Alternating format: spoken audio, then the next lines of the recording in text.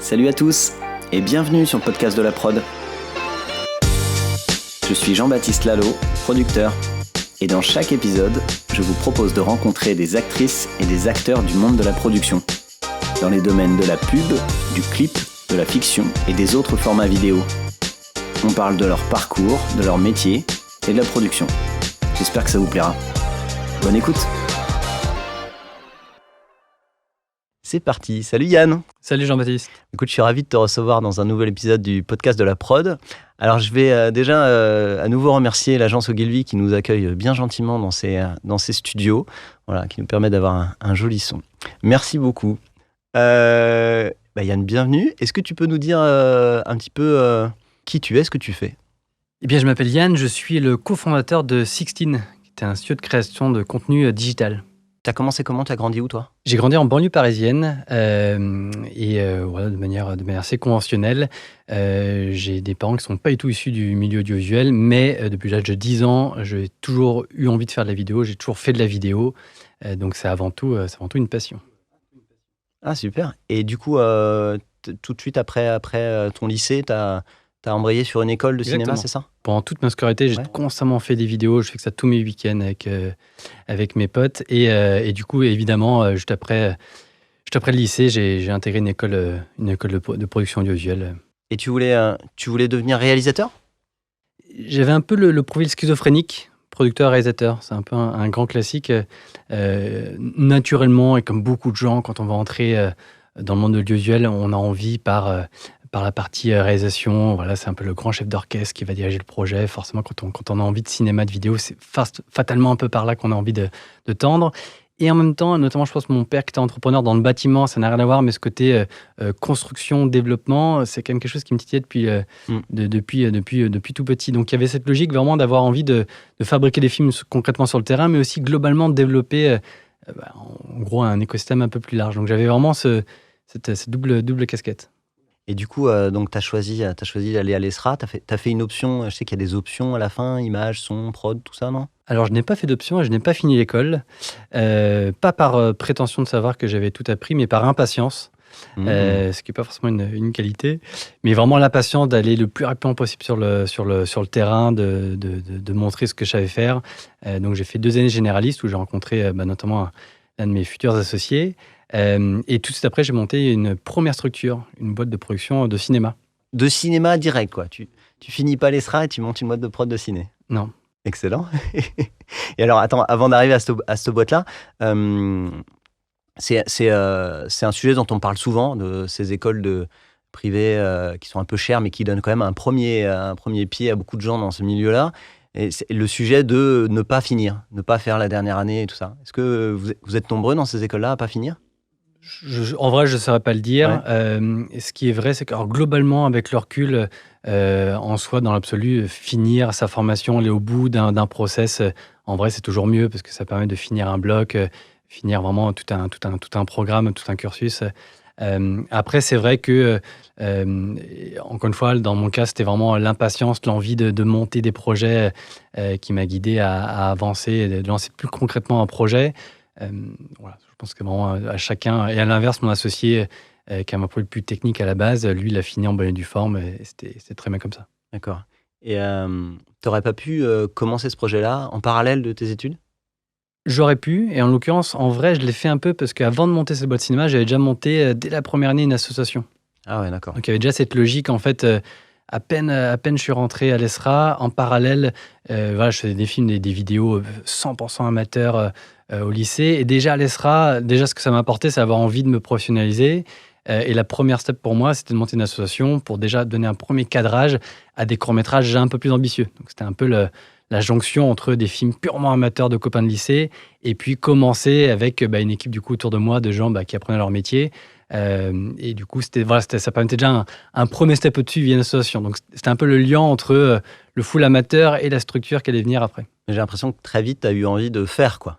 Et il y avait pas, ça dénotait pas un peu par rapport à d'autres élèves de ces formations qui, quelquefois, sortent à peine du bac, savent pas trop ce qu'ils veulent faire, ils font une école de cinéma parce que ça sonne bien. T'étais pas un peu en décalage avec certains ? Oui, parce que Après, c'est une question de passif aussi, c'est que j'ai fait des centaines de courts-métrages. J'ai toujours voulu faire ça, j'ai toujours fait ça. Donc, en fait, pour moi, c'était une continuité directe. À l'inverse, c'est vrai qu'il y a des gens qui ont découvert réellement l'audiovisuel en arrivant à l'ESRA. Donc, forcément, quelque part, on n'était pas au même niveau d'avancer dans la réflexion, dans le rapport au métier. Il y a plein de gens qui sont arrivés à l'ESRA en disant « je veux faire l'audiovisuel », mais dans l'audiovisuel, il y a plein de métiers. Donc, alors que, en l'occurrence, pour moi, depuis tout petit, je savais exactement ce que je voulais faire. Donc, quelque part, je savais déjà vers quoi je voulais tendre. D'accord. Et du coup, tu finis pas, vous lancez cette boîte de cinéma, c'est hyper ambitieux, direct, comme ça. Vous faites quoi concrètement? Et ça dure combien de temps? Alors concrètement, ce qu'on a fait, c'est... donc en fait, j'avais envie de cinéma, de fiction, de réaliser, de produire, et j'avais pas la moindre idée de comment y arriver. Pas la moindre idée. Je n'avais aucune connaissance du milieu, j'avais aucune idée de comment ça fonctionnait. Juste cette envie de me dire que voilà, si je veux fabriquer des films, il faut que j'ai une structure pour le faire, parce que personne ne me donnera l'occasion d'en faire en étant même encore à l'école. Donc j'ai commencé par ça. Et en montant la boîte, je me suis donné la réflexion de comment est-ce que je vais pouvoir montrer à des professionnels, à des gens, ce que je sais faire. Donc je savais qu'il fallait passer par sûrement créer un projet, parce qu'encore une fois, personne ne me donnerait l'opportunité de créer from scratch un projet comme ça un peu professionnel. Et voilà, donc il y avait l'idée de se dire comment est-ce qu'on va créer une sorte de démo, quelque chose, on crée un projet qui va pouvoir montrer ce qu'on sait faire et qui après d'ailleurs pourra être un starter pour la suite. Et pour ça, il y a besoin de créer une boîte? Il y a pas besoin de créer une boîte, mais pour moi, ça restait comme il y avait l'idée que ce soit le début de quelque chose qui aura une continuité. Pour moi, c'était quand même un début. C'était pas un seul projet, c'était pas juste pour faire monter un projet. Exactement. C'était pas, j'avais moins là pour le coup la casquette plutôt production et même, on va dire plutôt même entrepreneuriale, qui était que je voulais pas juste faire une bande démo. Il y a plein de réalisateurs qui n'ont pas besoin de monter une boîte pour montrer que ça fait faire un beau projet, et on peut montrer qu'on a un très bon directeur de comédien avec un iPhone. Encore une fois, ce talent-là, il n'y a pas besoin de matériel, il n'y a pas besoin d'administratif, encore moins maintenant qu'il y a 15 ou 20 ans. Ouais. Malgré tout, dès le début, pour moi, il y avait vraiment cette logique beaucoup plus entrepreneuriale. Ouais. Et donc, ça commençait par monter une boîte. Mais une boîte, ça vaut rien quand il n'y a rien dedans. Et donc, il fallait un premier projet. Et puis, un premier projet qui, quelque part, soit différenciant. Parce que voilà, ça reste, on le sait tous, un marché de visuel, de cinéma encore plus ultra fermé, ultra concurrentiel. Donc, comment arriver à se démarquer Donc, j'avais plein de confrères à côté qui montaient en parallèle un peu les prémices de courts-métrages très appuyés, plutôt des films d'auteur, plutôt très pointus. Et j'ai des copains d'école qui ont fait maintenant des beaux films d'auteur en long-métrage. Donc, c'est une culture qu'ils avaient, que naturellement, moi, j'avais beaucoup moins.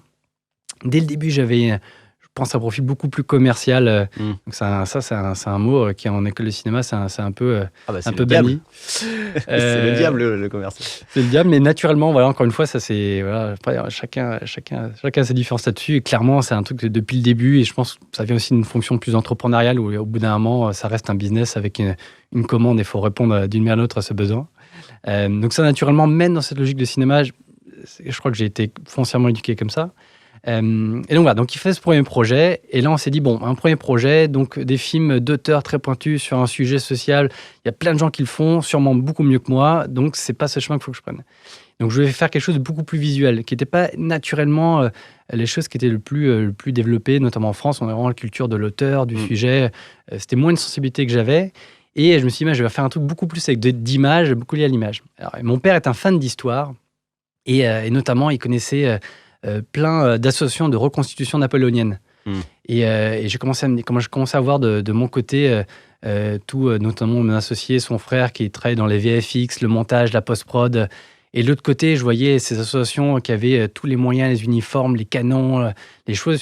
Je commence à voir qu'il y avait une synergie. Il y a un truc à faire. Voilà, les prémices d'une production value intéressante, où on se dit, tiens, c'est génial, devant la caméra, on va avoir accès à des décors, des choses auxquelles on n'aurait jamais eu accès. Et derrière la caméra, des petits geeks passionnés du numérique qui vont pouvoir faire des merveilles en post-prod derrière. Donc je me suis dit, tiens, il y a un concept de production qui peut être sympa pour lancer un premier projet. Ton associé, là, c'était Vincent, c'est ça? Celui Exactement. qui est plutôt post-prod, c'est ça? Exactement. D'accord.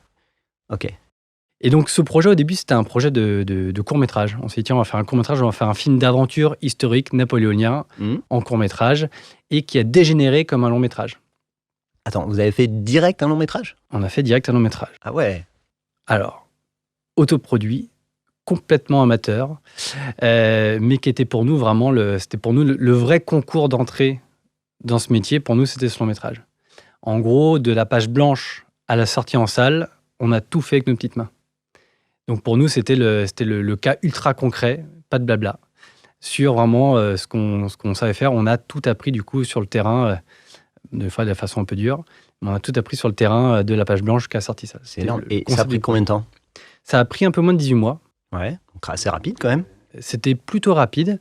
Donc on s'y est mis vraiment corps et âme, soir et week-end. Donc c'était vraiment le projet, on s'est mis à fond dessus. C'était vraiment cette logique où il y avait d'un côté beaucoup de gens, de collègues de l'école de cinéma, de bonne volonté autour de nous, qui étaient motivés de participer à un projet un peu hors norme. Et en face, du coup, ces associations, donc avec des comédiens forcément amateurs, mais ultra volontaires, ultra passionnés, beaucoup d'aide de la famille. Voilà, donc c'est ma mère qui faisait la régie, par exemple. C'est un cas concret. Elle est infirmière, donc ça n'a vraiment rien à voir. Donc c'était vraiment ultra familial. C'est super. C'est d'ailleurs quelque chose qui est resté pour le reste de Sixteen. Mais c'est énorme. Donc un an et demi d'aventure comme ça. Donc vous gagnez pas encore d'argent. On gagne rien. Les familles vous aident, j'imagine, pour ces débuts. La vraie chance de nos débuts, ça a été de ne pas avoir directement à gagner de l'argent. On habitait encore chez nos parents, j'avais 21 ans, donc la chance, c'était de pouvoir se consacrer à 100% au projet sans avoir l'obligation de gagner de l'argent pour survivre. Ce qui est d'ailleurs tout à l'honneur de mon associé Vincent, qui pour lui n'avait pas cette chance, et du coup bossait le week-end pour venir travailler gracieusement avec nous la semaine. Donc là, spécial dédicace. Ça, c'est chaud, et puis tu te dis... c'est un peu le moment ou jamais, quoi. T'as l'impression que si tu le fais pas à 21 ans, tu vas pas le faire à 20.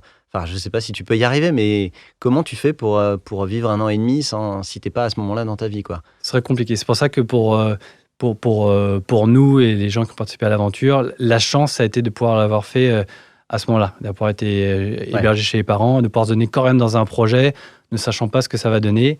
C'est pas la même... Ce qui est aussi un peu, quelque part... Le risque de tout entrepreneur, il y a aussi des belles reconversions de gens qui, à 40 ans, quittent leur boîte, leur CDI confortable pour se lancer dans l'aventure entrepreneuriale. On en croise plein tous les jours. Mais c'est sûr que c'est plus confortable, en tout cas sur la partie risque financière, jeune.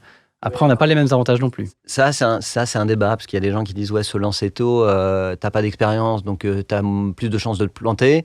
À l'inverse, se lancer tôt, t'as pas un prêt pour ta maison, t'as pas d'obligation comme ça, t'as pas d'enfant.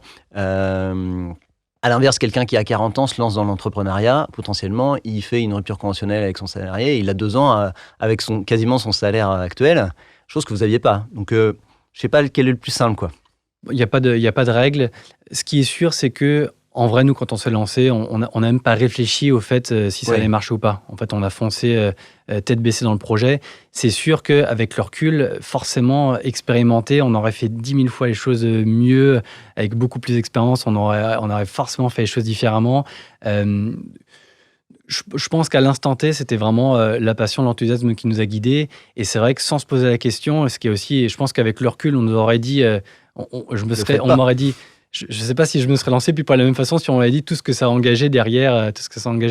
Ouais. Donc, c'est vrai qu'il n'y a pas le même stress financier que quelqu'un qui a 40 ans, qui a le crédit, la famille. C'est pas pile poil le même rapport que jeune quand on s'en fout et qu'on fonce. Quand tu es un peu inconscient, mais c'est super. Et il y avait déjà votre troisième associé, Jonathan, là, ou pas encore? Alors, mon troisième associé, je l'ai rencontré au lycée, avec qui on faisait, typiquement, c'est partie de l'équipe avec qui on faisait des fausses pubs déjà. Donc, pendant les cours de maths, on écrivait derrière nos fausses pubs qu'on tournait le week-end. Donc, c'était les prémices de nos aventures publicitaires. C'est visible, tous ces films-là que tu as fait avant ou pas? Ce n'est pas visible. J'espère pas. Ça serait cool. J'aimerais bien voir. Un jour, je ressortirai. C'était pas très glorieux. Et donc, là, typiquement, lui, pour le coup, en parallèle de nos aventures à l'ESRA avec mon associé Vincent, lui finissait une école de commerce et on s'est retrouvés en fait en sortant. Donc, en fait, donc lui, il est allé au bout.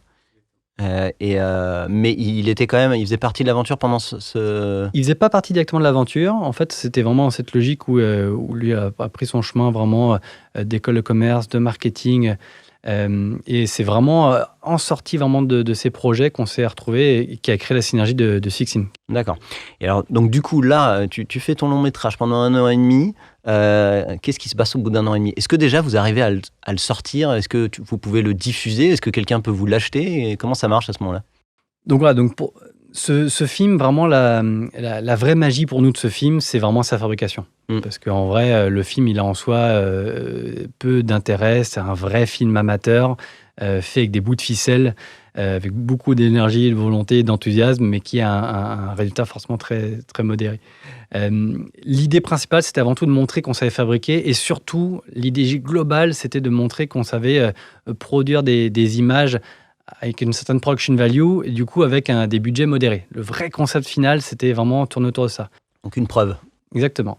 Notamment via la post-production. Donc il y avait vraiment cette logique où typiquement on a fait beaucoup de combats, où on multipliait les armées. Voilà, on les a passés 5 fois, on faisait un puzzle pour le compositing, on rajoutait des canons, de la poussière. Donc on a toutes les possibilités de trucage, d'optimisation pour des illusions d'un film d'aventure avec rien du tout.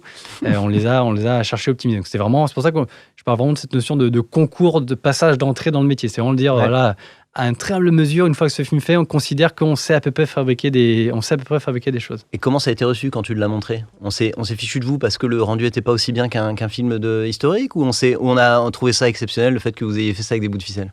On a eu des retours très, très variés. Ouais. En fait, ce qui a été vraiment génial, quand on a fini, on a pratiquement fini le film, on a monté une bande-annonce et on en a fait des DVD qu'on a envoyés à toute la place de Paris. Mais vraiment comme vraiment façon un auteur qui écrit son manuscrit et qui l'envoie aux éditeurs. Donc en mode on connaît personne, on envoie par la poste et on voit ce que ça donne. Au prod de cinéma, du coup?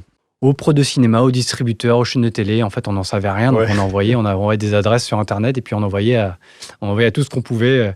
On a rencontré énormément de gens grâce à ça. Parce que forcément, tu retrouves une bande-annonce d'un film inconnu au bataillon, tu n'as pas la moindre idée d'où ça vient. Forcément, ça crée beaucoup d'interrogations. De curiosité. De curiosité. Juste voir qui était derrière. Curieux extérieur. Donc, aussi bien en chaîne télé que chez les distributeurs, chez les producteurs, on a rencontré beaucoup de gens de ce métier. Donc, c'était pour nous ultra intéressant de pouvoir, et qui était très surpris autant les films autoproduits, ça se fait beaucoup plus couramment de nos jours. Autant il y a 20 ans, c'était un peu plus rare. Tu as un souvenir d'une première réunion chez un diffuseur ou je sais pas quoi, un truc où tu te demandes ce que tu fais là ou pas spécialement? Si, il y en a plein. Alors, j'aurais pas cité de noms spécifiques, mais on s'est retrouvé comme ça avec des cas où des gens en fait n'arrivaient pas à comprendre d'où on venait, comment on était arrivé là. Je pense que le schéma, notamment dans le cinéma, de gens tellement habitués à un process construit qui se construit dans la durée, que des gens qui arrivent de nulle part, c'est moins quelque chose qui était usuel dans le métier. Donc ça pour le coup ça a été ultra intéressant et pertinent pour nous pour tout simplement arriver à rencontrer des gens. Vous n'êtes pas tombé sur des gens qui vous ont dit c'est pas comme ça qu'on doit faire, il faut faire du CNC, il faut machin? Plein. Ouais. C'est pour ça que je parlais d'avis divergents, parce que autant ça attirait beaucoup de curiosité, et les gens étaient plutôt voyaient notre enthousiasme, notre envie, notre passion. Donc ça restait quelque chose qui avait un certain capteur sympathie auprès de pas mal de professionnels du secteur. Et à l'inverse, ça reste un métier très structuré avec ses habitudes, ses codes. Et ça, forcément, ça plaisait pas tout le temps. Notre chance, ça a été d'avoir un distributeur. Parce qu'en fait, nous, on avait dans le projet final, l'affinité pour nous, c'était une sorte de bande démo. Pour nous, une fois que le film existait, très concrètement, on a vu tellement de gens, notamment à l'école, qui rêvaient de grands films, qui disaient « mais moi, je vais faire un film, c'est incroyable, je suis sur un projet, un truc ». Et on voyait tellement de trucs, de gens qui parlaient de choses qui n'existaient pas, que vraiment ma priorité, pour le meilleur, pour le pire, avec même ce que ça valait comme résultat, mais je voulais un truc qui existe. Je veux pouvoir vous montrer quelque chose, dire voilà, très concrètement, et ça vous plaît pas, mais voilà ce que je sais faire, voilà ce que j'ai fait. Donc pour moi, la finalité, c'est déjà une fois que j'avais ce film et cette fameuse bande-annonce, c'était de se dire ça existe, il est là. Ça n'avait pas besoin d'être diffusé spécialement. On tentait le tout pour le tout, mais la finalité, c'est de dire voilà, quand on comptait des marchés par derrière, c'est de dire voilà, on a fait quelque chose, un film qui existe par nous-mêmes, et voilà, il existe, il est là, je vous le présente. La chance, ça a été d'avoir un jeune distributeur indépendant qui a pris tous les mandats pour le film et qui l'a distribué. Donc ça, pour le coup, c'était une vraie bonne surprise. Et c'est vrai que ça bouclait vraiment la boucle sur le projet. Et donc, on a eu la chance d'être distribué en salle. Donc, donc on est peut-être un des tout premiers films sortis en numérique en France. Donc c'était pas tellement un choix stratégique, mais parce que le coût du kinéscopage à l'époque coûtait aussi cher que le film en lui-même, donc ça n'avait bien sûr aucun intérêt. Donc c'était clairement une sortie technique. Hein. Donc nous, la fierté, c'est d'avoir été dans l'officiel du spectacle, d'avoir le film programmé dans quelques salles à Paris. Et ça, pour boucler le projet, pour nous, c'était déjà... Consécration. C'est une consécration, carrément. Donc c'était en rien une grande sortie. Mais on avait ce plaisir de se dire qu'on était vraiment allé encore plus au bout qu'on l'espérait. Et il n'y a pas eu moyen de jouer sur le côté... les petits jeunes qui font ça avec des bouts de ficelle. Tu vois ce que je veux dire ? Le côté... jouer en termes de marketing justement sur la sortie de ce film, en mode justement, regardez ce qu'ils ont fait avec rien. On aurait dû, et on ne l'a pas fait. D'accord. Avec le recul, c'est vraiment une carte qu'on aurait... C'est comme ça que tu aurais pu exister, parce que le film ne devait pas, j'imagine, être au niveau d'un vrai film. Donc du coup, tu aurais pu jouer là-dessus, quitte à avoir des articles de presse ou des... Clairement, on aurait dû, et clairement, l'aventure, les coulisses du film sont bien plus intéressantes que le film en lui-même. Ouais. Et c'est vrai que nous, on n'avait pas les mains sur la partie communication du film. Tu aurais fait un making-of, c'est le making-of que tu aurais vendu dans les diffuseurs. On a des bouts de coulisses du film qui existent, qui sont un peu gênantes, mais qui existent. Donc, on n'avait pas les mains sur la communication. Clairement, typiquement, quand on parlait d'expérience, avec le recul, c'est sûr qu'on l'aurait marketé complètement différent. Mais ça, forcément, on le sait qu'après. Faire un film à 21 ans... C'était ça l'aventure. Ah, c'est super. Et la bonne surprise, ça a été plutôt en fait à l'étranger. En fait, le film, du coup, s'est très bien vendu à l'étranger. Ah oui ? Notamment, il s'est vendu en Chine, en Russie. On se retrouve avec des histoires sur ce film assez incroyables. Notamment, il y a une des copines de ma sœur qui joue dans le film, d'ailleurs, qui intervient dans le spectacle, et qui s'est retrouvée, une copine qui était en Sibérie, et qui retrouve à un moment le DVD du film. Oh là là. Ah ouais. traduit du coup en russe. Et en Chine aussi, où il était au Film Art à Hong Kong, et il était acheté par une boîte qui est une boîte chinoise. Donc il a été un peu diffusé. Donc il a été diffusé. On a même la fierté de ma mère a diffusé la Fnac en DVD, donc elle a pu le récupérer. Oh là là. Et on était un des tout premiers films aussi achetés par Free en VOD HD. D'accord. Ça aussi, c'est une aventure assez incroyable, parce que c'était au tout début où ils lançaient leur Freebox HD. Ils cherchaient des droits des films du coup en haute définition à voir, parce qu'on était un tout premier film était de la HD Cam 900 à l'époque. Juste à côté de l'héberge espagnol, où plus personne ne voulait encore tourner avec la 900, alors que nous, on était ravis d'avoir une caméra du coup pour 3 fois rien, qui faisait quand même une qualité vraiment cool à l'époque.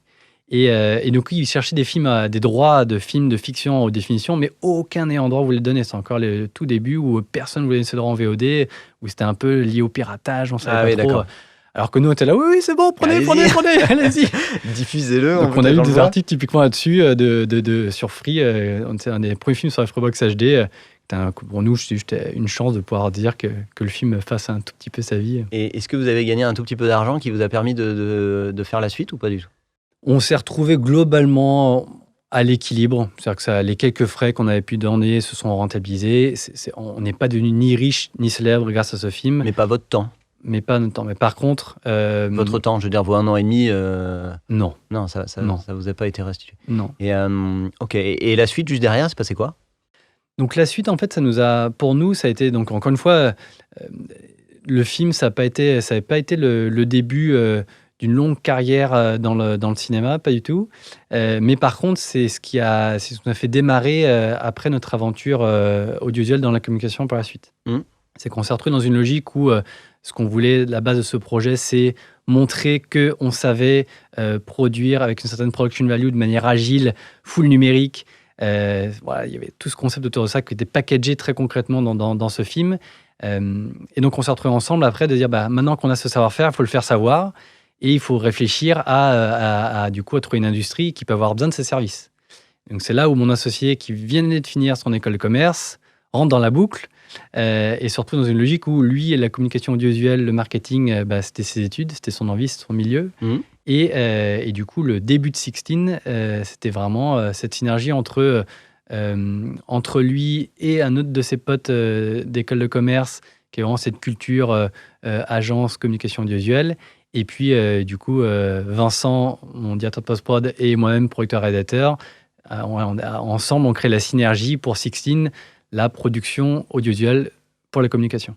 Et du coup, il y a eu un côté timing. C'est-à-dire qu'eux, ils sont sortis de leur école en même temps que vous aviez fini votre court-métrage, votre long-métrage ? Exactement. Ouais. Globalement, c'est fait comme ça. On s'est vraiment retrouvé à la fin de ce long métrage en disant c'est génial, on s'est donné à fond. Mais en gros, maintenant, il faut vivre de ce métier. Comment on fait? Donc, il y a vraiment eu cette logique très concrète de dire on sait qu'un prochain long métrage, on avait envie, on a commencé à réfléchir. D'ailleurs, en parallèle, on a commencé à coproduire pas mal de films indépendants à tout petit budget, parce que du coup, on faisait de l'apport en industrie via la post-production. Donc, on s'est retrouvé comme ça. On a rencontré beaucoup de gens dans le domaine de la prod indépendante, à travailler sur de l'apport en industrie en post-prod, parce qu'on avait monté un studio de post-prod sur mesure pour notre film. Donc, forcément, c'est autant que ça serve pour d'autres projets. Donc, on a développé vraiment cette activité. Fiction, du coup. Hein. Fiction, mais clairement, on ne gagnait pas un centime. Donc, c'était génial, ultra enrichissant, mais c'était pas un métier. C'était pas un métier. Et donc, le timing s'est bien fait entre ce savoir-faire, ce studio, ce studio qui existait, et puis, par contre, comment packager ça comme un service dont des gens peuvent avoir besoin. Ouais.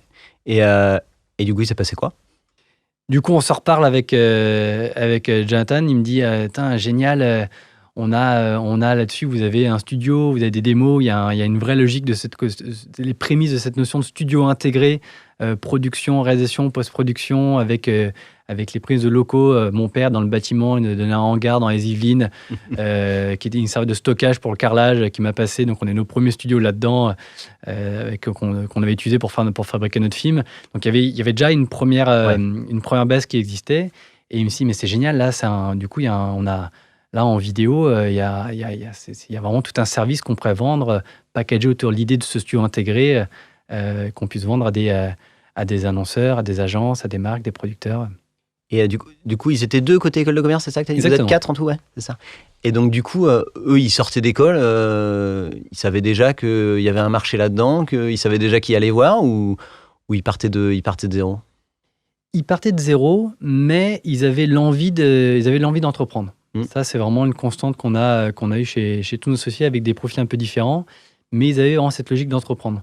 Ils sont vraiment sortis sortis de leur école en se disant on a envie de monter quelque chose.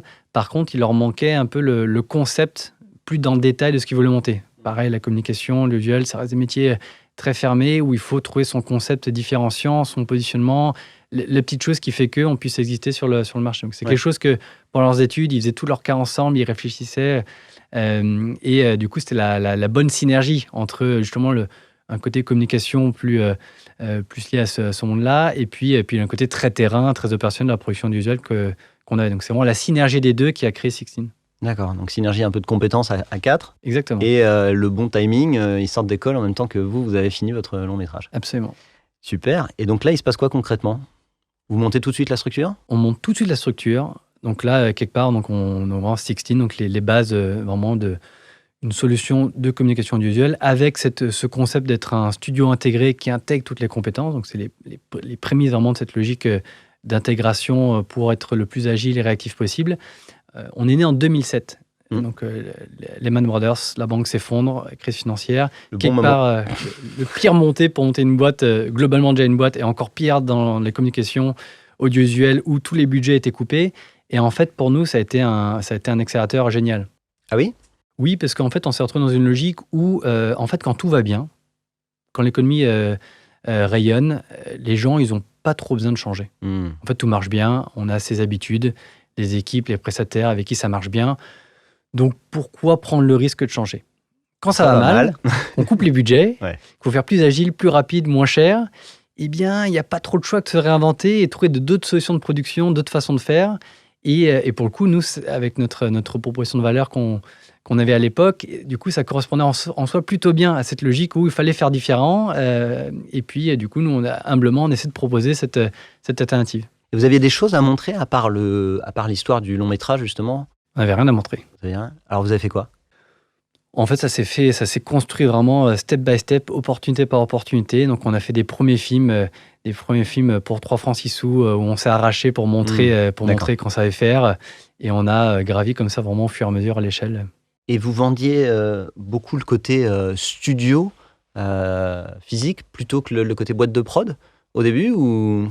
En fait, c'était une notion très fabricant dans l'âme. Il y a un côté très artisan, très terrain, très opérationnel. Clairement, c'est là vraiment dont on est issu, et c'est vraiment dans nos valeurs Il y a cette notion très fabricant dans l'âme, très studio. Cette logique avait un intérêt aussi bien dans l'ADN, parce que du coup, qui dit studio, dit un côté familial, regroupement dans un lieu, donc ça c'est quelque chose qui nous est cher. Et puis forcément, en termes de réactivité, c'est aussi une logique, tout est sur place, donc du coup on peut aller plus vite. Et puis forcément aussi, il y avait une logique business, parce que forcément, tout intégré, ces intermédiaires en moins, donc ça permet une production value aussi plus appuyée. Ouais. Donc dès le début, cette chose-là, sur laquelle s'est construit Sixteen, alors dans ces balbutiements, parce que c'était pas encore totalement intellectualisé, mais c'est naturellement quelque chose qu'on propose à nos clients et qui leur parlait. Mais à l'inverse de beaucoup de prods indépendantes qui vendent des talents en disant j'ai ces personnes-là, on sait faire ces films-là, vous vendiez un petit peu le côté on fait toute la chaîne et on a un lieu et on est hyper agile, quoi. Exactement. Si je comprends bien, ouais. Ok, super. Et ça a pris ? Et ça a pris. Alors il y a eu aucun moment magique, aucun moment tout d'un coup tout a changé. Tout de maintenant et 14 ans plus tard, tout s'est fait step by step, brique de Lego par brique de Lego. On a construit vraiment au fur et à mesure. Rien n'a été très facile, rien n'a été très très dur. Tout s'est construit de manière un peu organique au fur et à mesure, de manière assez simple finalement. C'est super ça donne envie. C'est-à-dire qu'il n'y a pas eu de moment, il n'y a pas eu de début où vous avez hyper galéré, où il n'y a rien qui rentrait, et un moment d'un seul coup où vous avez trouvé votre modèle. C'est un modèle qui a marché tout de suite sans exploser pour autant, juste en... Exactement. Parce que on n'était pas rentable au premier jour. On a eu nos premières années où on était encore chez nos parents, où on donnait toute notre énergie et notre argent à Sixteen pour mettre le maximum d'argent dans les films, pour montrer ce qu'on savait faire. Donc ça n'a pas été, une aventure rentable et évidente du jour au lendemain.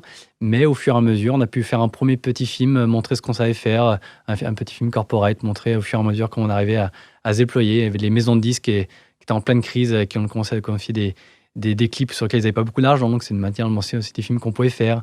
Des agences de pub indépendantes qui travaillent sur des logiques à tout petit budget. Là, forcément aussi, on était une solution intéressante pour eux de pouvoir accompagner des primo-accédants de boîtes qui faisaient de la pub télé à tout petit budget, avant on n'avait pas accès, maintenant on pouvait d'avoir accès grâce à des moyens de production aussi plus réduits. Donc ça s'est vraiment fait step by step.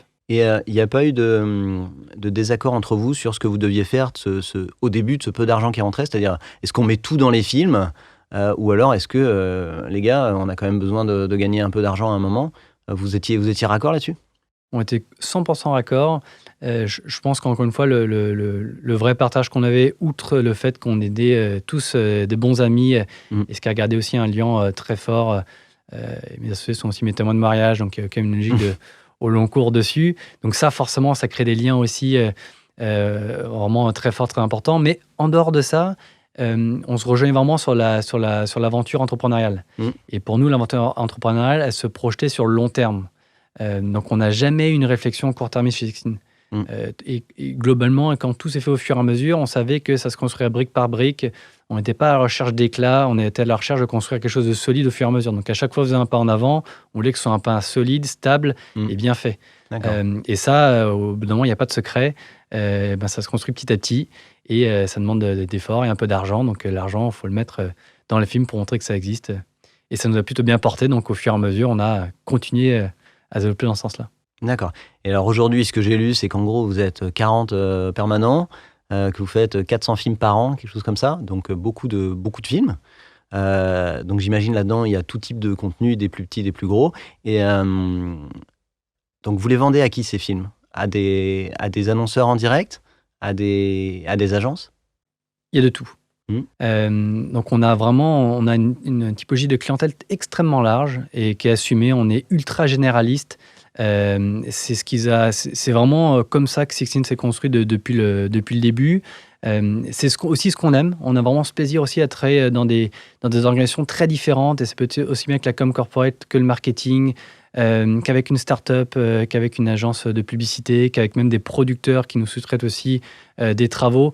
Donc en fait, ce pluralisme, c'est aussi ce qui nous stimule, c'est aussi se diversifier, pas mettre tout dans le même panier. C'est quelque chose que depuis le début, on a aimé, dans lequel on se retrouve. Et on a plaisir de découvrir à chaque fois d'autres façons de travailler. Ça garde aussi le stimuli créatif, entrepreneurial, de découvrir d'autres façons de travailler, d'autres façons d'appréhender le métier.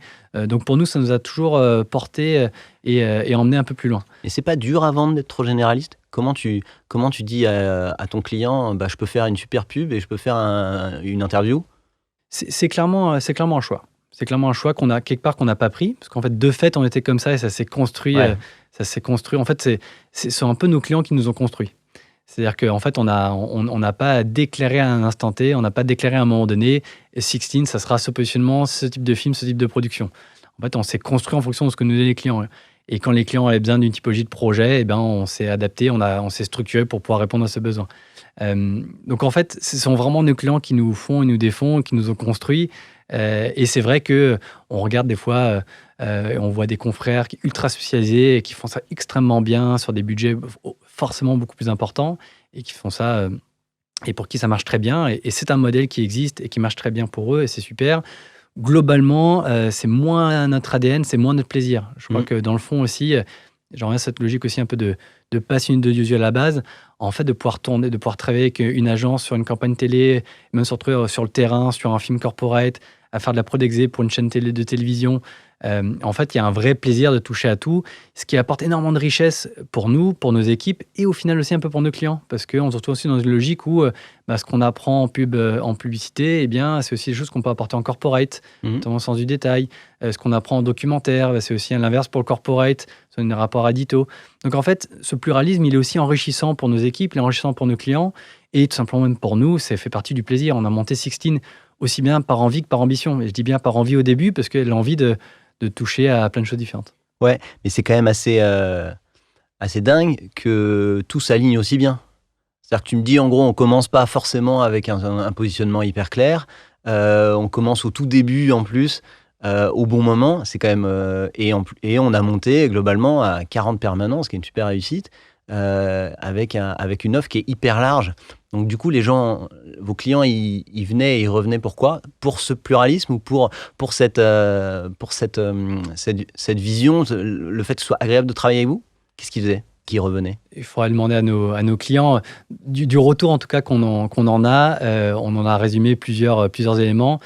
La première chose, c'est qu'encore une fois, 16, nous, depuis le début, on a une culture vraiment tournée vers le client. Donc ça, maintenant, le client-centric, tout le monde le dit. Pour nous, on s'est vraiment tout s'est construit en fonction des besoins du client. Les besoins du client, c'est aussi bien des logiques de format, de timing, de budget, de comment. En vrai, on a tout monté ici en disant demain, je serai un client, j'aurai besoin d'un prestataire vidéo. À quoi je voudrais que mon prestataire vidéo ressemble ? Notre obsession, elle est constamment là-dessus. Et on se remet au fur et à mesure des années, on s'est constamment remis en cause en disant comment est-ce qu'on peut être encore plus en adéquation avec le marché, le besoin du client tout simplement. Comment est-ce qu'on simplifie la vie de notre client, comment est-ce qu'on rend notre travail de prestataire vidéo adapté au marché. Et alors, comment tu fais pour que les volontés artistiques que justement toi et peut-être Vincent avaient plus prennent pas le pas là-dessus, d'avoir envie de quand t'es réal, t'as envie de faire aussi de la fiction, t'as envie de faire certains formats et pas d'autres. Qu'est-ce qui fait que vous n'essayez pas comment t'arrives à t'adapter à des demandes qui, j'imagine, quelquefois t'intéressent pas trop d'un point de vue artistique ? En fait, je pense que déjà, on a le plaisir de ce pluralisme. Donc, ça veut dire que demain, on ferait uniquement une typologie de format. Effectivement, on aura peut-être eu envie de se dire, tiens, on aura envie de toucher à d'autres choses, d'autres formes d'histoire. L'avantage de ce pluralisme, c'est qu'on se retrouve constamment challengé par des nouvelles façons de faire. Et donc, même si c'est pas pile poil le sujet, même si c'est pile poil pas la création qui dans l'absolu nous aura intéressé, à chaque fois, on se retrouve avec des nouvelles façon de raconter des histoires. Donc ça maintient vraiment quand même cet enthousiasme. Et puis, encore une fois, je reviens dessus, mais c'est vrai que c'est important, on est plus entrepreneur que producteur. C'est-à-dire qu'avant toute chose, il y a aussi cette envie, cette volonté de développer une structure, développer une boîte. Et donc le plaisir de voir 16, notre bébé, grandir, pour nous, c'est le vrai plaisir premier. D'accord. Donc il est supérieur au fait d'être 100% satisfait des films. Enfin, c'est pas la bonne façon de dire la chose, tu vois ce que je veux dire, mais c'est pas votre bébé, c'est plutôt votre boîte que forcément chacun des films que vous sortez. Tout à fait. C'est ça. Donc on va dire donc ça reste une grande famille, donc on pourrait dire que ce sont nos cousins, nos frères. Effectivement, il y a vraiment cette logique où notre bébé c'est 16 et le plaisir c'est d'avoir pu entreprendre dans un métier qu'on adore. D'accord. Et pour revenir peut-être sur ce que tu disais sur comment on s'est développé, le retour qu'on a de nos clients, c'est effectivement cette notion de studio intégré, de facilitateur. Cette notion qu'on entend beaucoup maintenant, mais d'une structure qui soit agile, flexible, compétitive, avec surtout devant aucune condescendance, beaucoup d'enthousiasme, beaucoup de services. Ça, c'est quelque chose qui ressort souvent. Avec vous, c'est facile, c'est ça que tu dois entendre? C'est beaucoup autour de ça, et ce qui fait que nous, on n'a jamais fait de commercial. Ah oui? Non, on a l'essentiel, on fait pratiquement aucun one-shot, pratiquement pas de commercial. La plupart de nos clients sont des clients récurrents, donc ça va être que ce soit aussi bien des agences indépendantes que des annonceurs de l'oral, qui est un client historique depuis 14 ans. Donc c'est essentiellement des clients récurrents qui nous commandent régulièrement des projets au long cours et qui nous recommandent auprès de d'autres. Donc des gens qui étaient chez L'Oréal qui partent après dans d'autres structures, souvent nous ramènent avec eux, ce qui n'a pas nous développer. C'est super ça. Et donc du coup, tes 2 autres associés qui sont plus business marketing, ils faisaient quoi sur cette ascension de la boîte? Alors on a un des associés qui est parti en Australie, qui est parti assez tôt en Australie au bout de 2 ans de Sixteen. Le 4e, c'est ça? Exactement. Ouais. Qui est parti en Australie, donc c'était vraiment pour le coup une volonté personnelle. En l'occurrence, il finissait ses études en Australie, il finissait son master là-bas. Il est revenu exprès pour nous. Donc c'était vraiment, on l'a rappelé en disant mais reviens, on va monter un truc, ça va être génial. Et il me fait non mais arrête, je surfe tous les matins, c'est génial. Si ça vaut le coup. Donc il est revenu exprès pour nos beaux yeux. Il a lancé vraiment la boîte avec nous. On lui doit beaucoup d'avoir donné tout l'élan au début. Il a rencontré sa femme en revenant sur Paris par ailleurs. Mais l'attrait du surf le matin avant d'aller au boulot était trop fort. Et il est retourné en Australie, mais il travaille en Australie dans la com audiovisuelle. D'accord, mais du coup, ça n'a pas de lien avec Sixteen? Et ça n'a plus de lien avec Sixteen. D'accord. Et c'est pas un truc de développement qui aurait été possible, ça, créer un Sixteen en Australie? Qui sait? Peut-être. Peut-être un jour. Et donc, du coup, il est plus dans l'aventure. Vous êtes 3 maintenant. Donc, il n'est plus dans l'aventure. Au bout de, on lui doit d'avoir lancé avec nous vraiment la machine. Et ensuite, il est parti faire sa vie en Australie. Il est citoyen australien maintenant. D'accord. Il préfère aller surfer Exactement. que bosser dans Paris. Et il a très bien fait. D'accord. Donc là, vous êtes 3. Et donc, du coup, ton autre associé, Jonathan, tu disais, qui est plutôt business. Donc, lui, il faisait quoi sur si vous ne faisiez pas de commercial, du coup, il était sur le suivi des projets? Exactement. Donc, en fait, quand je dis on ne faisait pas de commercial, on rebondissait sur toutes les opportunités qui se présentaient à nous. Ouais. Ce que je veux dire par là, c'est que, en fait, quand on ne connaissait pas, on n'avait pas réellement de contact, donc on commençait de zéro. Donc, en fait, le travail commercial, c'était de bien faire le travail pour qu'on soit recommandé. Il ne faisait pas de prospection, mais il gérait les clients. Exactement. Donc, après, on optimisait au plus le moindre bout de réseau qu'on pouvait avoir, le moindre opportunité qu'on pouvait avoir. Quand je dis qu'on ne faisait pas de commercial, c'était plutôt dans cette logique où on démarchait pas réellement. On faisait au mieux notre travail. Ce qui, pour nous, même encore maintenant, même si on communique plus, ce qui est pour nous le travail le plus simple, parce que le bouche à oreille, il n'y a pas de blabla, il n'y a pas de phare, il n'y a pas de paillettes. Il y a juste, est-ce que vous êtes content de notre travail, on vous recommande ou pas. Et ça, pour nous, quelque part, c'est le commercial le plus simple, parce que on nous recommande, on sait qu'on est apprécié pour notre travail, et il n'y a pas besoin de justification, il n'y a pas besoin d'argumentaire. On va nous chercher parce qu'on sait de quoi on est capable ou pas, et c'est clair depuis le début. Ouais, d'accord. Et tu disais, maintenant, vous faites plus de com. Alors, comment vous faites ça? C'est les prémices, comme quoi les cordonniers sont toujours les plus mal chaussés. Regarde, on fait de la vidéo et là on est en train d'enregistrer un podcast. Exactement. donc ça reste un vrai challenge pour beaucoup. On aurait eu plein d'idées, plein d'envies pour faire des choses. Ce qu'on fait globalement, aussi parce qu'on se permet de le faire, c'est notamment sur les réseaux sociaux, on communique beaucoup plus facilement sur ce qu'on fait. Historiquement, pendant 10-12 ans, on était 100% focus à fabriquer, à construire Sixteen. Et comme les clients se développaient de manière organique, du coup, on n'avait de toute façon ni pas le temps, et même de toute façon, on n'y pensait pas. D'accord. L'un n'empêche pas l'autre. Donc, ça reste l'envie première de Sixteen, c'est de se développer de manière organique en se développant auprès de nos clients et qu'ils puissent nous recommander. Mais à l'inverse, on se dit que c'était trop frustrant de ne pas se dire aussi que les success stories qu'on a avec nos clients, on devait faire connaître aussi à d'autres gens. Ça serait dommage. Et du coup, c'est plus toi qui gères cette partie-là? Exactement. C'est ça? Et du coup, tu fais ça comment, en gros? Parce que si je comprends bien, tu es réal, producteur et commercial pour ta boîte. Plus associé et j'imagine gérant de ta boîte. Alors pour le coup, au fur et à mesure de l'aventure de Sixteen, sur 14 ans, on s'est vachement affiné, on a beaucoup évolué chacun dans nos jobs. Donc effectivement, pendant les 10 premières années, j'ai beaucoup réalisé, j'ai forcément été beaucoup sur le terrain. Là, forcément, je réalise presque plus. Parce que tout simplement, il y a des réalisateurs après beaucoup plus doués que moi, beaucoup plus spécifiques que moi pour plein de sujets. Et puis, parce qu'au bout d'un moment, il faut aussi choisir ses combats. Et qu'on a eu des opportunités de pouvoir développer Sixteen encore un cran plus loin. Et que ça, du coup, ça demandait de pouvoir s'y concentrer plus en détail, plus à fond. D'accord. Quand tu dis développer encore plus loin, c'était quoi ? C'était prendre plus de monde ? En fait, on s'est retrouvé avec une double logique, c'est ce qu'on s'est partagé sur la partie business avec mon associé.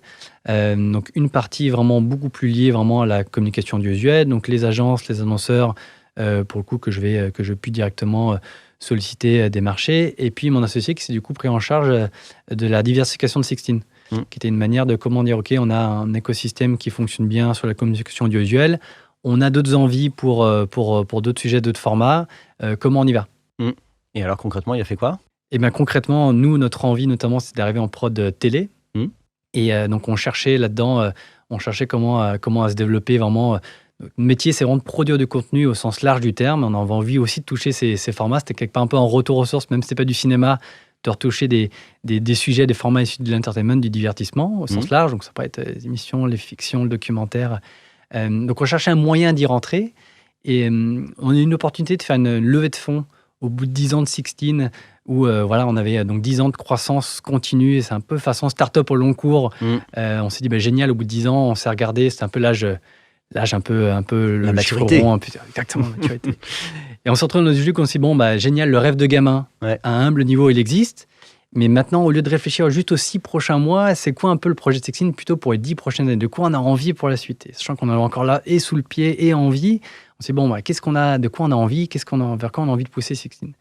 Et on a eu une très belle rencontre avec les fondateurs d'Euromédia, qui du coup sont rentrés au capital de Sixteen, qui a été pour nous après une réouverture pour pouvoir envisager d'autres choses. Parce que jusqu'à maintenant, on faisait toutes nos petites mains, tout était 100% autofinancé au fur et à mesure. Et là, ça permettait de réfléchir un peu plus largement les choses. Alors, Euromédia, c'est un groupe qui fait quoi ? Euromédia, c'est un des plus grands prestataires techniques européens, donc qui ont des plateaux de tournage, des moyens techniques, qui hébergent aussi bien du matériel pour des émissions principalement en audiovisuel, des émissions de télé, pour le sport, le jeu. D'accord. Donc c'est encore une fois un côté un peu matériel. Je parlais du studio au début que vous avez eu, vous êtes plutôt allié à quelqu'un qui a du matériel plutôt qu'une agence, un groupe de production ou autre.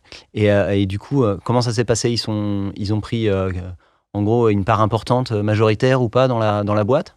C'est vraiment avant tout vraiment une rencontre humaine. Ouais. Pour le coup, on a eu des discussions avec beaucoup de gens. Nous, l'envie qu'on a pour Sixteen, c'est de l'emmener le plus loin possible. Si ça nous mène jusqu'à notre retraite, on est les plus heureux des hommes. Et du coup, vous étiez dans une démarche on cherche un partenaire pour lever des fonds ? Non, on était dans une démarche de se dire comment est-ce qu'on peut développer Sixteen un cran plus loin, sachant qu'au bout d'un moment, on savait que tout seul, on aura du mal à faire tout ce dont on a envie. Et c'était quoi ce dont vous aviez envie ? Globalement, élargir le spectre de la production, et notamment sur la télé.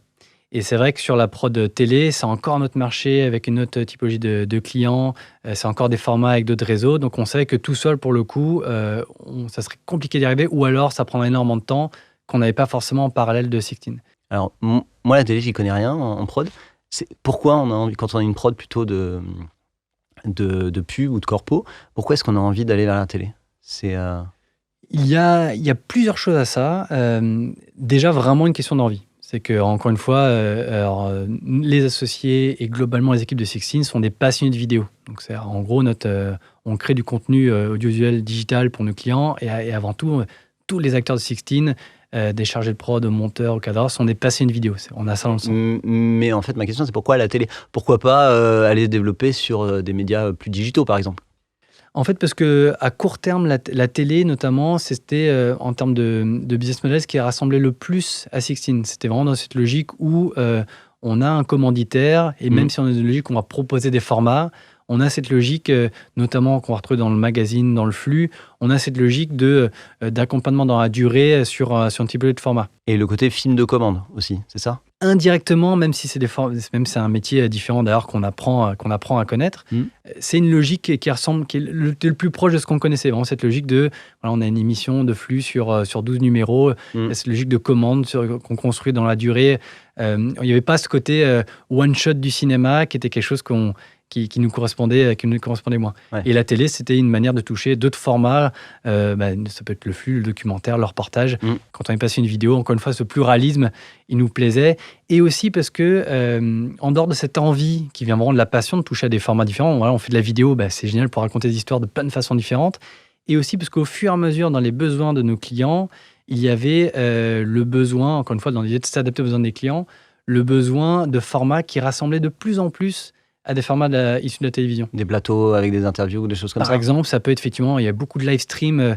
Donc on a une productrice de télévision qui nous a rejoint, notamment pour chapeauter vraiment ces logiques de live stream de convention qui ressemblent vraiment à des plateaux télé, mais c'est aussi du documentaire sponsorisé. On est dans une logique où ça reste une problématique de communication, mais sous forme d'un documentaire. Donc, au fur et à mesure, et on sent que ça s'accélère, ces formats, on va dire, issus de l'entertainment, sont des choses qui sont de plus en plus demandées, notamment pour alimenter les réseaux sociaux de nos clients. D'accord.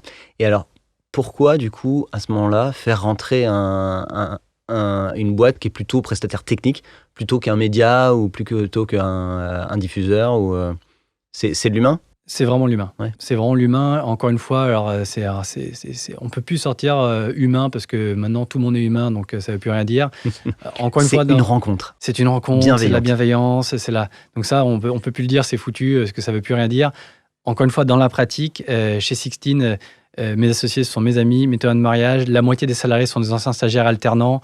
Donc vraiment, on essaye et c'est pas parfait, mais pour le coup, on s'est vraiment construit comme ça. Et du coup, les partenaires qu'on avait envie d'avoir autour de nous, clairement, c'est des gens avec qui on n'est pas allé chercher des financiers, on allait chercher des gens avec qui on avait envie de monter des projets. Et pour nous, c'était vraiment le partenaire idéal parce que ils étaient dans vraiment, tout simplement humainement, ça a très bien matché. Mais du coup, ce que je comprends pas, c'est donc je comprends qu'ils entrent, ils amènent de l'argent.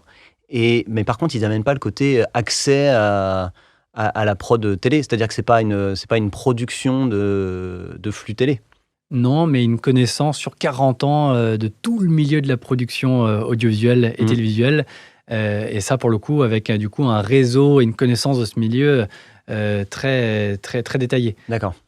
Ce qui nous a amené à notre projet télé où on s'est associé du coup à Christophe de Chavannes sur sa société Coyote Conseil. D'accord. Et ça faisait partie du... Ouais, vous avez pris 51% de la boîte de Christophe de Chavannes, c'est ça ? Il nous a cédé une part majoritaire. Et du coup, ça, c'était déjà dans le projet au moment où vous avez discuté avec Euromédia ou c'était en deuxième temps ? C'était complètement en deuxième temps. Ça s'est vraiment fait dans une logique où on avait envie de continuer à développer Sixteen. On savait qu'au bout d'un moment, on savait de quoi on était capable, mais on savait aussi éventuellement les manquements qu'on pouvait avoir.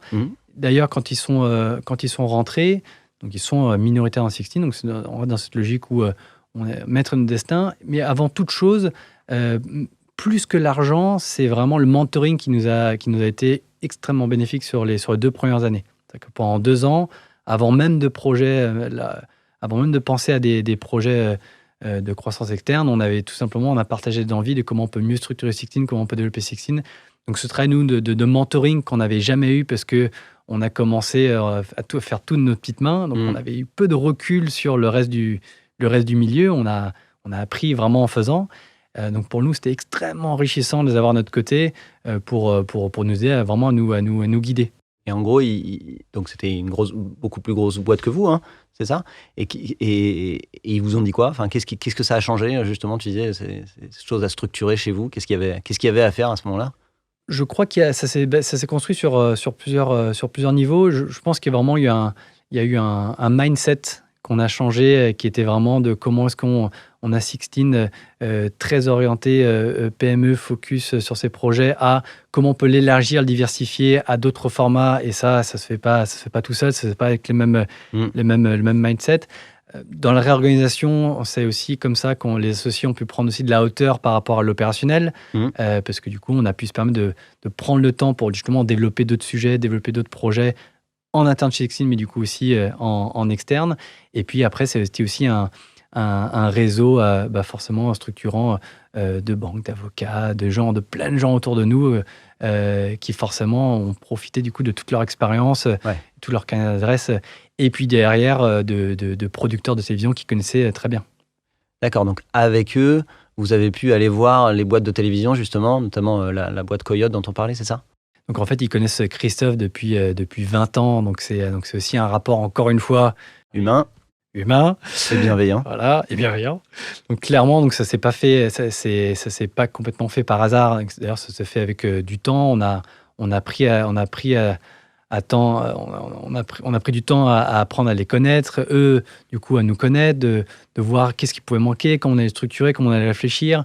Dans un second temps, alors c'était une évidence pour eux de nous présenter Christophe, parce qu'ils le connaissaient bien depuis 20 ans, et qui était dans une logique de réflexion, d'association, de transition, d'accompagnement. Donc, il y a plein de choses comme ça qui nous parlaient énormément. Et on l'a vu comme une chance incroyable de mettre un pied en télé avec un acteur majeur de la télé française. D'accord. Et vous avez pris donc une part majoritaire. C'est-à-dire qu'il faut tomber sur une boîte qui a envie de perdre la majorité un fondateur qui est OK pour perdre la majorité dans sa boîte. Donc en gros, c'est aussi une logique de transmission. C'est un premier pas Clairement. vers quelque chose où vous seriez encore plus impliqué dans la boîte. Clairement, la démarche, et c'est pour ça qu'on s'est bien trouvé. On parlait de timing aussi au début de Sixteen. Clairement, là, le timing était bon pour nous aussi. Donc pour nous, c'était vraiment une chance inouïe de pouvoir s'associer à lui.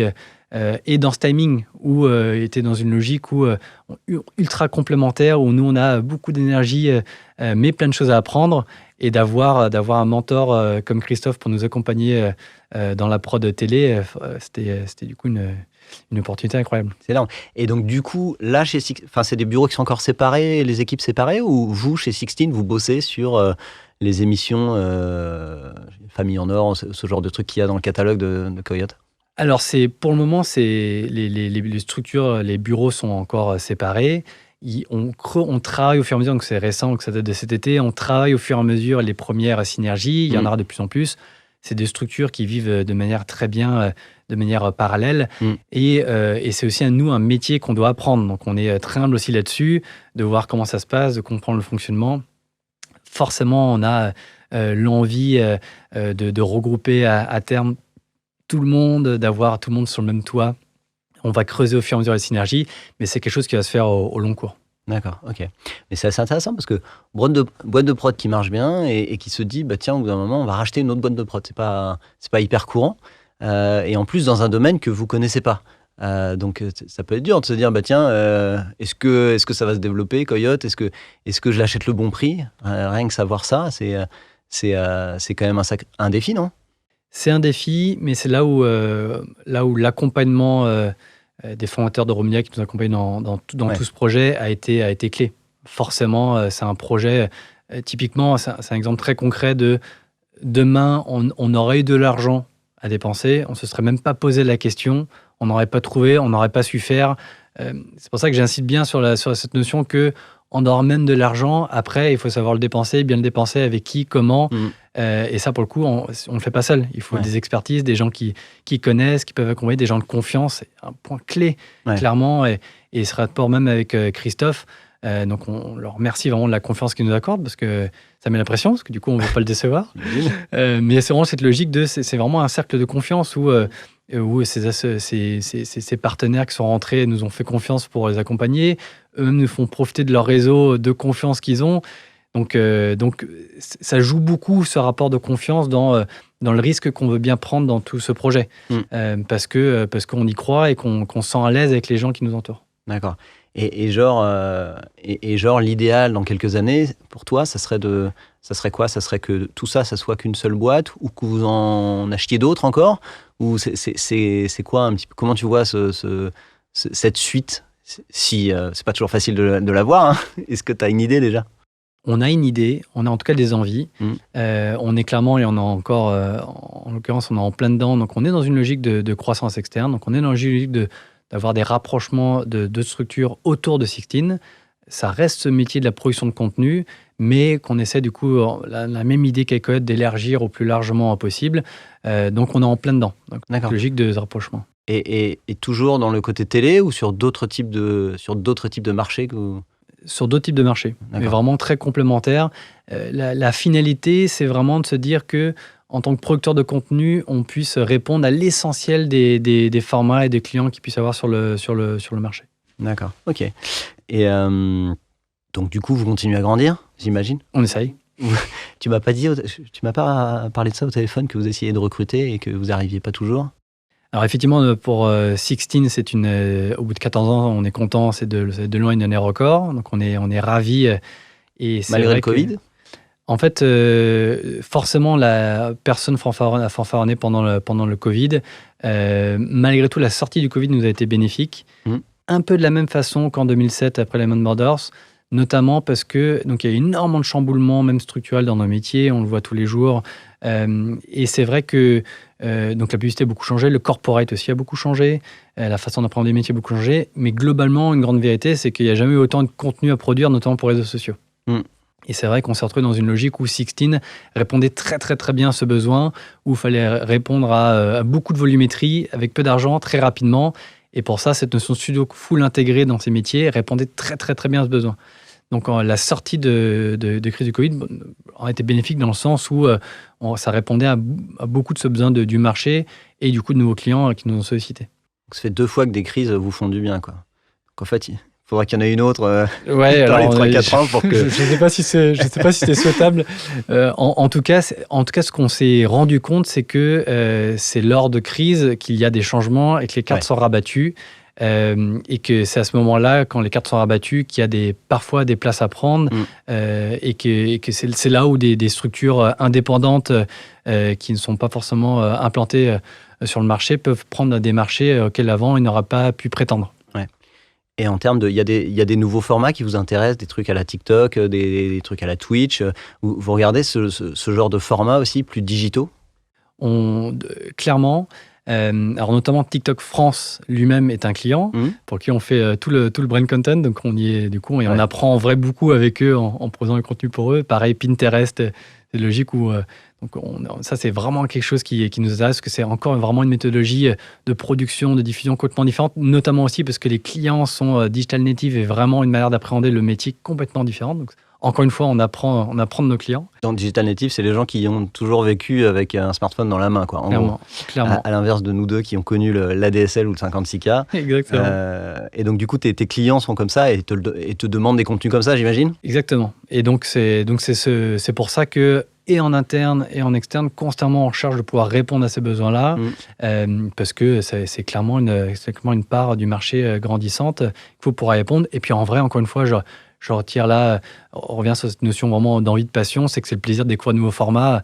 Quand on découvre même ce qui se fait sur Twitch, typiquement, on en reparlait encore hier avec un producteur qui voulait faire une capta pour un de ses clients. Il y a vraiment cette logique où à chaque fois, c'est des méthodologies un peu différentes, des univers différents. Et en vrai, on fait aussi un peu ces métiers pour ça. C'est des métiers de prototype. Et c'est le vrai plaisir de se dire qu'à chaque fois, c'est une nouvelle façon d'appréhender le métier, une nouvelle façon d'apprendre. Et en vrai, on fait ça, en tout cas, nous, on fait ces métiers justement constamment pour se remettre en cause, inventer de nouvelles choses. Ça fait partie du plaisir. Et du coup, quand c'est trop répétitif, ça t'ennuie? Oui, je pense que l'impatience de fond qui nous a guidés, je pense qu'il y a cette envie de constamment se challenger. Je pense qu'en vrai, le marché nous y force aussi. Je pense qu'il y a vraiment cette notion où, globalement, la communication, l'audiovisuel, c'est un marché qui a constamment envie, besoin de se renouveler et qui aime le nouveau. Donc ça, je pense que naturellement, le marché veut ça et donc, du coup, on essaie d'y répondre le mieux possible. Et puis forcément, quand on est passionné, plutôt créatif, on a le plaisir à faire des choses différentes, en tout cas à chaque fois qu'ils sont des challenge. Mais donc en gros, vous vous adaptez à ces nouveaux formats plus par plaisir que par contrainte, quoi, si je comprends bien. En fait, on va dire que ça tombe bien. Clairement, il se trouve que c'est des nouveaux vrais besoins qui évoluent à vitesse grand V dans le marché, et il se trouve que nous, en face, on a plaisir à faire un peu du travail de recherche et développement sur ces nouveaux formats. Donc c'est pour ça que je disais quelque part, on était en adéquation un peu avec cette physionomie-là, parce qu'on s'y retrouve souvent avec nos clients là-dessus, d'avoir envie de tester, expérimenter de nouveaux formats. Et en gros, pour toi, ton job maintenant, 14 ans après, ça change quoi? Donc j'ai compris que tu étais un peu moins réel et un peu plus dans la gestion de la boîte, si je comprends bien. C'est quoi ton quotidien maintenant et comment ça évolue?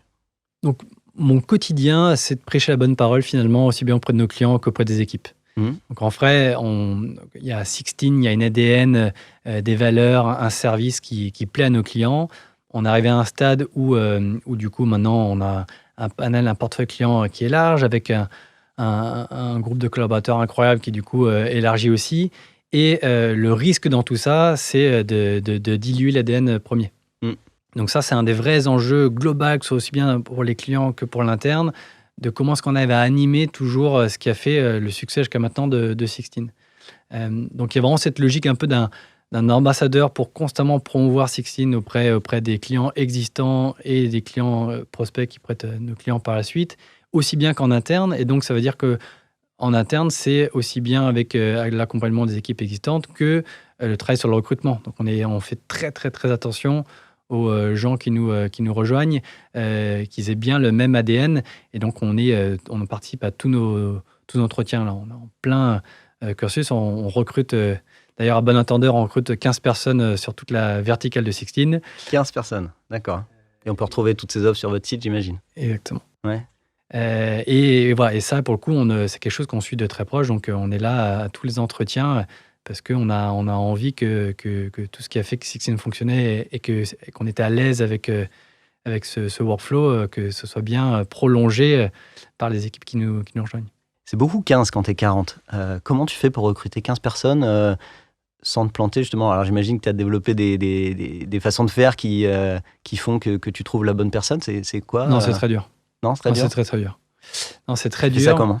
Alors, c'est doublement dur parce que déjà, historiquement, Sixteen s'est construit beaucoup avec les personnes qui nous rejoignaient en tant que stagiaires ou alternants. Donc, en fait, tout naturellement, Sixteen a grandi. Quand on parle de start-up au long cours, il y a cette logique où les meilleurs alternants, les meilleurs stagiaires qui nous rejoignaient, ceux avec qui ça marchait très, très bien, tout simplement, en sortie, ils connaissaient le client, le workflow, ça marchait bien. Du coup, pourquoi changer? On les embauchait. Et l'essentiel de Sixteen a grandi pendant des années comme ça. Donc, en fait, on ne cherchait pas.